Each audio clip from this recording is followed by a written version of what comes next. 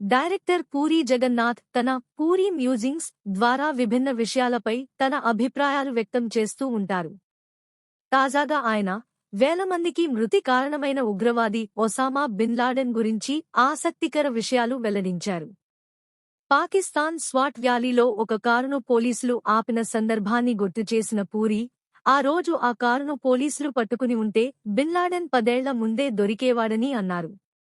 Laden Waziristan Haveli అనే 3 అంతస్తుల భవనంలో 12 నుంచి 18 వరకు అడుగుల ఎత్తు గోడల మధ్య అత్యంత రహస్యంగా జీవించేవాడని, టెలిఫోన్, ఇంటర్నెట్ లేని ఆ ఇంట్లో చెత్తను కూడా తగలబెట్టేవారని చెప్పారు.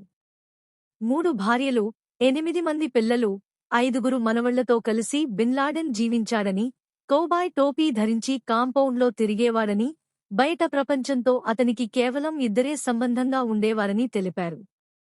తన మనవళ్లతో మొక్కలు నాటించి గిఫ్ట్లు ఇచ్చే పోటీలు పెట్టేవాడని, గుట్టుచప్పుడు కాకుండా భార్యను హాస్పిటల్కి తీసుకెళ్లిన ఘటనను పంచుకున్నారు. చివరికి సీల్ టీం అతన్ని చంపాక 4.70 లక్షల ఫైల్స్, పలు కీలక సమాచారం స్వాధీనం చేసుకున్నట్టు పూరీ తెలిపారు. మరిన్ని లేటెస్ట్ అప్డేట్స్ కోసం లైక్ చేయండి, షేర్ చేయండి మరియు మా ఛానల్ని సబ్స్క్రైబ్ చేయండి. థాంక్యూ.